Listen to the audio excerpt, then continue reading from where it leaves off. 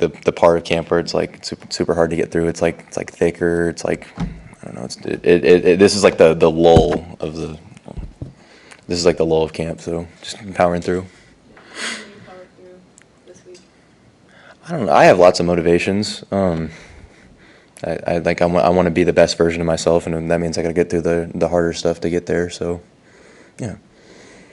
How's the version of you this year different from the version of you? I feel stronger, bigger. I have a lot more reps now. Stuff that was like different work that we did that was a lot harder for me now. It kind of feels rudimentary. So, like a lot of the indie work, like the bag work that I'm doing with T-Knight, all the stuff that he worked with me on the off season, it's a lot. It comes like smoother, more natural to me. Are you more comfortable in more situations? I know last year it was pass rush. Yeah. Especially, is that still the case, or are you more comfortable in stopping the run and in those sorts of things? Yeah, that'll probably still be the case this year. I do feel a lot more comfortable stopping the run, and it's more of a mentality, so more so than it is technique for me. But with how much depth we have in the room, I kind of see it as like Coach T-Knight has like 13 different pitches he can use, and I'm his cutter. Like Kai Wallen is his slider, like Sua is his. I'm sorry, I really don't know baseball that well. Ignore that. But like he has such a wide range of like what he can do with each one of us. It's kind of just dependent on the situation. So I think it'll still be more of a like pass first type look for me. But I can play the run. So I bulked up enough and I had the right mentality too. How fast did last year come for you? When you go to this postgraduate camp, you get a late invite to the team. All of a sudden, you're making sacks in key moments. I mean, when you think back to the path last year, how fast did that go? I actually didn't think that was fast at all. I thought that was slow and a grind. I kind of mentioned that I wasn't like really focused when I first got here, and like having to quickly learn the playbook and pick up different aspects of it. I really felt most of that was attributed to Coach White and T-Knight really, and like Nash, Ty, and Jamari all kind of getting me ready for the moment. And it didn't really feel fast. It felt like it took forever to get to that point. I was dealing with a lot off the field and stuff like that, so for that to be like how my season ended, I was not expecting that at all, but I'm so grateful that I was able to get that opportunity. What's one of the biggest things you learned through those 4 games last year? I have got to take better care of my body. I kind of realized, like, I had a freshman wall last year, and then, like, they talk about in the NFL, your rookie wall, like, you play about 10 games, and then all of a sudden, like, your body just kind of gives out on you. That was about where I was at with Maryland. I didn't feel, like, very springy, athletic. Like, I just kind of felt like my body hated me, and I just needed to get to the off-season so that way I could learn this lesson and then apply it to this year, but I have so far. What does that look like in the offseason, trying to build on that? No, for sure. It's spending more time here than they require of me. It's making sure that I'm in early for treatment, or I'm staying longer for like different kind of like the tubs or the different kind of recovery options that they have for us. Just making sure that I feel the best available version of myself. Obviously, I'm not very big, so like being able to deal with all the guys in the trenches, it requires more out of me than it would, let's say, like Nash or Ty, like, because they're built up, they have more of a callus to it. Like, it requires like 100% of my energy as opposed to like 80% of theirs. So I need to take it like ever more seriously than like maybe some of those guys do. What has the new facility and all the recovery aspects of that, how has that been a game changer for you? Oh, it's been huge. Like I said, I'm not very big, so I have to use my speed and stuff like that. But with that requires more out of your body. So, like being able to use the nap room, being able to use the float tubs, the boots, like I said, the tubs. Those are the best. But like even some of the new stretches that Coach Campbell has us doing, or like some of the new movements and stuff like that. I feel a lot better at this point than I did last year. Hey James, you're probably a guy who, if roster sizes aren't what they are in college football, never even gets his foot in the door. If there's 100, it's limited to 105, which is going to be down the road in some way. Maybe you're not even on this team. Do you feel fortunate that you got in when you did? in the changing landscape of college football before things, changed like they're appearing to in the future? Yeah, I'm very fortunate. I do personally feel like I deserve to be here. I feel like my talent is of that of anybody else in the room. Not to discredit anyone, like I genuinely think, that, especially in our defensive line room, we have the best in the country. Guys like Cam, Kai, Nash, Ty, Jamari, the big three. But then Sua, Vince. Even Keona Davis, like you guys will hear his name soon. He is really good. He will be the next big thing. But I do feel like I deserve to be up there with those guys.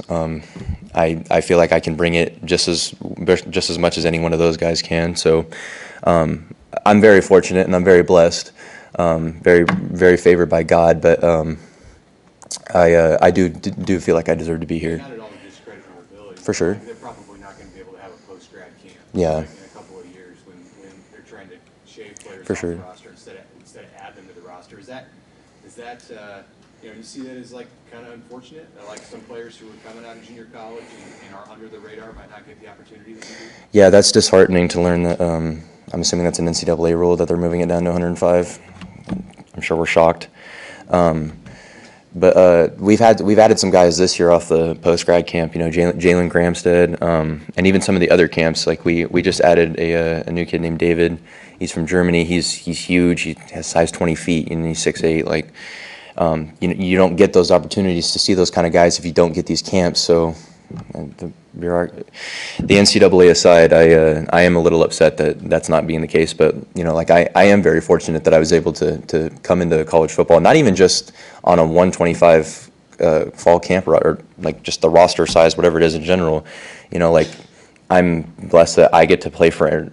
I get to earn money through my name, image, and likeness. There's so many people who came before me that didn't get to do that. Like that's not fair to them. Like Reggie Bush didn't even have the Heisman Trophy in his house for accepting some money. Like I am now a part of that, and I feel like I joined college football at a great time. But yeah, I am very fortunate. Big credit to you that you made the conversation around you about redshirting last year a topic. Were you kind of happy with how it worked out? You got the 4 games, you kept the year, or just how that all played out for you? Yeah, for sure. I had felt like after the Maryland game, I had kind of hit a wall, like I said, with my body. I just didn't feel like I could give the team the best of my abilities. So, Coach Rule brought me in. He's like, hey, we can play it against Wisconsin and Iowa. And obviously, I'm not going to play much against Iowa. They don't throw the ball. So, I'm thinking to myself, like, okay, it's play against Wisconsin and maybe a couple snaps of Iowa and lose a year of eligibility, or I get 2 to 3 more years to be the best version of myself working under this great staff that we have here. So it was a hard decision, but Maryland, especially because Maryland was probably the worst game I've ever played in my life. I've jumped off sides. I wasn't able to go get after Talia. That one hurt because I thought I could have made a big impact in that game, but it was kind of just more self-reflection, like just kind of admitting that I can't do this to the best of my abilities. I need to get healthy and stuff like that. So it was hard, but I think redshirting was probably the best thing I did. I was able to get extra reps and like start healing myself and getting ready for the offseason a little bit earlier. So. Coach, I consider, is it 250 you're at about now, or is that right? Or Yeah. where are you? Yeah, right at about 250.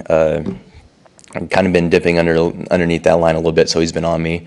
But it's only for the best. I need to get bigger because, like I told you, I don't want to have to use all of my energy after every single play to be able to deal with 6'10", 340-pound offensive linemen, which I can do. But to be able to be at the best of my abilities and be able to do it for a long period of time, I need to be a little bit bigger. So that was one of the other reasons for redshirting. You play it last year. What did I play at? Yeah. Start of the season I was about 235, but like towards the back half of that season I was like around the time we played Maryland I was probably like 228, like teetering under 225. I came into winter, first day weighed in at 228. So yeah, I may not look that big to you guys, but I've been trying. How'd you put on 22 pounds? I mean, is it all just the nutrition? I mean, in the weight room, what's been the formula? Yeah, it's nutrition is the key, is the name of the game for me. Like it's the big key. I don't feel like my weight room numbers are bad at all. I can bench squat and clean just as much as most people in the room. But like I've had a problem. I have a really high metabolism. I just feel like, like keeping food down for me is hard, and even eating is hard. But T-Knight has been huge on that in that role. But so have like guys in the room, like Sua and Vince, and even Willis McGahee. Like they're all yelling at me constantly about making sure I eat and making sure I have something to eat with me at all times. Like it's really hard sometimes, especially when like I feel like I'm about to puke and they're throwing another sandwich in front of me, right? And like they're like, you have to eat this. It's hard, but I know it's for the best for me. James, you talked about the lull of training camp. Just what makes this week harder in particular? So this is the transition week. So we moved out of Selleck and we moved back to back to our houses, right? But like, I got my girlfriend Aaliyah at home. I love her, love being with her, right? So it's like it's hard to leave that sometimes when you're in the morning, or like we have these long days, which are fine when you're in Selleck, and you got the first couple of days, you're excited, like, oh man, we get to hit each other, and then you put the pads on, it's like, man, we get to really hit each other, and then it's like, okay, well, we hit each other, all right, let's keep going, like. And then like it's just about trying to break that lull. But this is I do genuinely believe that this is the time where like you find out who your real players are, like who will really go for bat for you, who's gonna fourth down go get you a sack, or who's gonna make a big TFL against Illinois on the 1 yard line, So like this really is the hardest week, but I do think it's the best week of camp to figure out who's ready to go and who's not. Yes, James. Thank you guys.